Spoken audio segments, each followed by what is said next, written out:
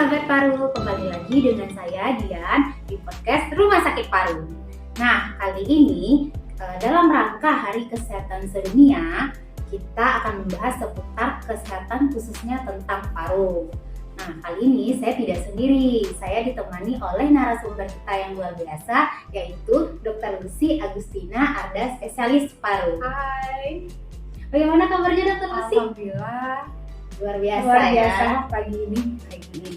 Nah, karena saat ini adalah kita dalam rangka memperingati Hari Kesehatan Sedunia, apa sih maksud dari Hari Kesehatan Sedunia ini sendiri, Dr. Lucy? Oh iya, baik ya. Sesuai dengan namanya Hari Kesehatan Dunia. Tahu dulu ya harinya hari apa? 7 April ya teman-temannya. Jadi 7 April kita peringati secara global sebagai Hari Kesehatan Sedunia. Nah, artinya pada hari ini, pada 7 April tersebut, seluruh dunia memperingatinya, baik itu di Asia, di Eropa, Amerika, itu dikenal dengan Hari Kesehatan Dunia. Harapannya adalah dengan adanya Hari Kesehatan Sedunia ini meningkatkan global awareness, apa itu bahasa kitanya kerennya ya, kesadaran secara global untuk semua orang meningkatkan derajat kesehatannya. Secara sederhananya seperti itu aja. Berarti kita harus lebih waspada terhadap kesehatan, terutama diri kita sendiri ya, Dr. Lucy. Jadi ini sebenarnya hanya sebagai momentum ya, di mana dengan adanya peringatan Hari Kesehatan Sedunia diharapkan kesadaran baik masyarakat umum, petugas medis itu sendiri maupun pemangku kebijakan meningkatkan kesadarannya bahwa pentingnya kesehatan. Nah, saya juga sempat mendengar nih Dr. Lucy, Hari Kesehatan Sedunia 2023 ini WHO itu mengusung tema yaitu Health for All. Maksud dari Health for All ini bagaimana, Dr. Lucy? Health for All global temanya ya. Tapi kalau kita bahasakan lagi ke bahasa Indonesia, itu artinya kesehatan untuk semua.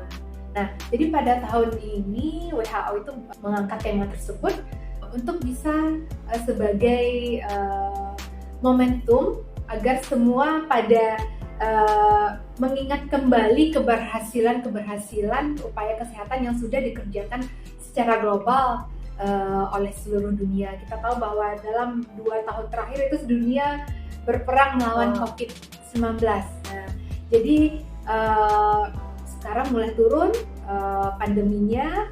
Nah, WHO juga berharap dengan mengusung tema Health for All, bukan hanya pandemi yang selesai, juga kita mempunyai kesadaran untuk meningkatkan derajat kesehatan untuk semua orang.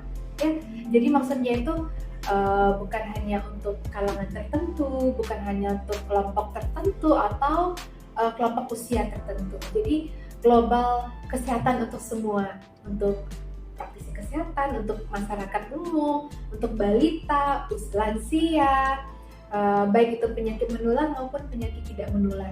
Harapannya adalah semua orang di seluruh dunia mempunyai akses untuk pertama dapat mengakses layanan kesehatan, memperoleh pelayanan kesehatan, dan mampu untuk mendapatkan pengobatan tanpa membuat dirinya bangkrut. Artinya pelayanan kesehatan itu dapat dicapai bukan hanya tempatnya, tapi kualitasnya juga dapat, kemudian tidak mempengaruhi. Maksudnya kadang-kadang kan, wah ini ya kalau kesehatan itu hanya untuk orang yang kaya ya kan, karena mahal. Nah, harapannya itu dengan kesehatan untuk semua itu, kesehatan itu juga milik bukan hanya orang kaya tapi juga orang miskin.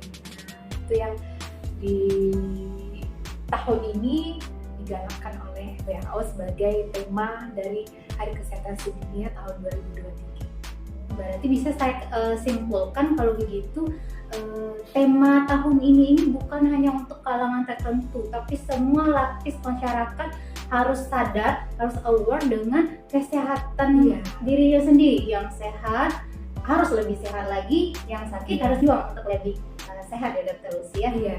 Jadi bagaimana kesehatan itu menjadi sesuatu yang hak dan milik oleh semua orang.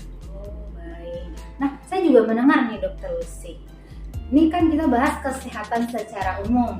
Ada nggak sih tentang kesehatan paru? Karena kita kan kalau mengingat pandemi sebelumnya kan kebanyakan menyerang paru. Ya. Nah, bagaimana nih Dokter Lucy tentang kesehatan paru? Ya, menarik nih Dian ya. Jadi dengan momentum Hari Kesehatan Sedunia, temanya kan kesehatan untuk semua. Nah, khususnya nih untuk paru ya. Ini kan podcastnya Rumah Sakit Paru ya, Dian ya. Nah, kita kembali lagi ke paru. Jadi saya membahasakannya sebagai kesehatan paru untuk semua. Nah, jadi bukan hanya kesehatan secara umum, tapi ini kesehatan paru untuk semua. Nah, kita tahu bahwa paru ini semua orang punya paru kan ya. Nah, kalau nggak ada paru nggak bisa nafas ya. Kalau nggak bisa nafas artinya tidak hidup lagi. Nah, jadi begitu vital nih fungsi paru kita sehingga harus kita jaga. Ya, paru untuk semua artinya bagaimana kita bisa menjaga agar paru kita tidak terkena penyakit, tidak rusak. Nah, sehingga dia dapat berfungsi dengan sempurna. Kalau fungsi parunya bagus, otomatis kualitas hidupnya bagus, Dian. Ya, kita tahu bahwa kalau orang yang ada gangguan bernafas, sesak nafas, nggak bisa aktivitas kan ya. Kalau nggak bisa aktivitas, nggak bisa produktif. Nah, kalau nggak produktif, artinya tidak dapat menghasilkan. Kualitas hidupnya menurun. Nah, itu yang kita harapkan dengan mungkin ada usaha-usaha atau upaya-upaya yang mungkin nanti akan kita bahas lebih lanjut bagaimana menjaga kesehatan paru untuk kita semua. Sekarang aja kita bahas Dokter Lucy. Jadi boleh. bagaimana nih menjaga kesehatan parunya agar kita lebih sehat? Yang sehat makin sehat, yang sakit semakin sehat tentunya. Nah, kita tahu ada beberapa macam penyakit paru ya. Pertama ada penyakit paru infeksi ya. Contohnya itu yang baru kita peringati bulan lalu itu TBC ya, tuberkulosis contohnya yang paling banyak. Kemudian pneumonia atau radang paru. Nah, ada lagi penyakit paru yang tidak disebabkan oleh infeksi tapi bisa karena polusi ya. Contohnya penyakit paru obstruksi ya, atau kebiasaan pola hidup tidak sehat seperti yang paling sering kita temukan tuh di tempat umum ya, rekan-rekannya merokok. Benar. Ya. Kadang kita di angkot, orangnya ngerokok di angkot, kita yang nggak merokok juga sakit-sakitan ya Dokter Lucy. Dia yang merokok, kita yang batuk. Iya, ya. benar. Nah, jadi kebiasaan merokok. Nah, ada juga menyebabkan penyakit paru obstruksi contohnya, atau yang lebih berat lagi kanker paru dia. Nah, ini contoh penyakit paru yang tidak akan disebabkan oleh infeksi. Jadi jangan orang bilang, oh kalau paru itu TBC aja, ya enggak. Jadi bahkan perilaku tidak sehat kita sehari-hari juga dapat menyebabkan kerusakan paru. Nah, jadi langkah-langkah untuk bisa menjaga kesehatan paru kita nggak jauh-jauh dari hal-hal tersebut. Nah, pertama yaitu adalah tidak merokok. Penting ya, sahabat paru. Tidak merokok. Oh, saya juga nggak ngerokok, tapi tadi seperti dia bilang, yang rokok tetangga tempat duduk saya di angkot. Nah, jadi tidak hanya berhenti merokok, tapi menghindari asap rokok bagi yang tidak merokok. Nah, ini karena lebih dari 40 macam zat-zat kimia yang ada di rokok. Bahkan kalau kita hitung secara detail itu bisa ratusan ya. Zat-zat kimia yang terdapat di rokok itu dapat menyebabkan gangguan di saluran pernapasan. Nah, gangguan ini secara jangka panjang itu dapat menyebabkan penyakit paru obstruksi atau kita sebut PPOK salah satunya, atau kanker paru karena senyawa-senyawa tersebut termasuk zat-zat beracun yang dapat menyebabkan kerusakan dari paru kita sendiri. Nah, itu yang salah satu yang usaha yang paling penting dalam menghindari penyakit paru adalah wajib tidak merokok atau menghindari yang namanya asap rokok. Lalu kalau untuk nutrisi sendiri Dokter Lucy, ada nggak sih nutrisi penting yang harus kita peroleh untuk tubuh kita dalam menjaga paru-paru kita? Ya, ada. Pertama tadi hindari merokok ya, kemudian kita pola hidup sehat salah satunya yaitu menjaga makan dengan makanan yang bergizi. Nah, makanan-makanan seperti sayur-sayuran, buah-buahan itu mengandung zat-zat antioksidan yang bukan hanya penting untuk tetap glowing ya, atau awet muda, itu juga awet mudanya bukan hanya di kulit tapi juga di saluran nafas dia. Nah, sama fungsinya. Jadi kalau teman-teman rajin makan sayur-sayuran apa saja ya, apakah itu pisang, jeruk, misalnya pepaya ya, makanan-makanan yang kaya vitamin C atau vitamin E.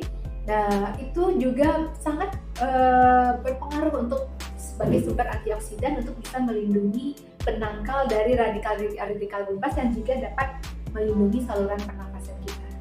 Nah, kemudian sayur-sayuran apa saja, baik itu kangkung, bayam ya. Jadi nggak perlu sayur yang mahal-mahal ya. Yang sederhana yang ada di rumah kita atau di ladang atau di kebun ya, itu bermanfaat untuk kesehatan paru karena dia kaya akan antioksidan. Nah, antioksidan inilah yang menangkal salah satunya misalnya tuh asap rokok ya. Asap rokok kan banyak racun-racunnya, banyak zat-zat radikal bebasnya. Nah, itu juga dengan makan makanan bergizi yang kaya akan antioksidan dan vitamin E dan vitamin C tersebut juga berfungsi memperkuat saluran pernapasan kita, melindunginya dari radikal bebas. Kemudian dia di samping makanan yang bergizi juga olahraga ya, olahraga seperti berenang ya, itu bagus untuk fungsi paru kita. Fungsi paru yang lebih baik berarti kita harus memperhatikan lebih dalam itu tentang pola hidup dan pola makan kita ya, yang bagus, yang sehat. Nah, kemudian lagi dia mungkin hal sederhana yang kita sadari ini dapat mempengaruhi juga ya kesehatan paru kita. Nah, yang pernah nggak naik motor? Ya, apalagi kalau di jalanan yang lagi rame atau di jalan utama yang besar yang lalu lintasnya banyak, apalagi banyak truk-truk lewat, banyak debu nggak? Banyak Asap rokok. Nah, jadi polusi ini juga kurang lebih mengganggu fungsi paru kita. Buktinya aja kalau banyak asap, banyak debu kita batuk kan ya. Nah, itu contohnya. Jadi menghindari polusi baik di dalam ruangan maupun di luar ruangan itu menciptakan udara yang lebih segar dan itu juga lebih bersih, dan juga itu salah satu cara kita untuk menjaga kualitas paru kita ya. Jadi kalau di luar ruangan, contohnya kalau kita di jalan raya pakai motor atau pejalan kaki ya, di daerah yang banyak debunya itu sebaiknya menggunakan masker. Kalau di rumah biasanya polusi yang bisa penghasil polusi adalah rokok pertama itu tadi, yang kedua adalah obat nyamuk bakar. Nah itu mungkin bisa dikurangi ya, atau digunakannya saat ruangan nggak ada orang. Jadi pas kita lagi di ruangan dimatikan obat nyamuknya. Itu salah satu cara kita memperoleh udara yang lebih besar di rumah dan mengurangi polusi udara. Kemudian ada mungkin beberapa nih rekan-rekan ibu-ibu ya atau remaja putri kita yang malas bersih-bersih ya.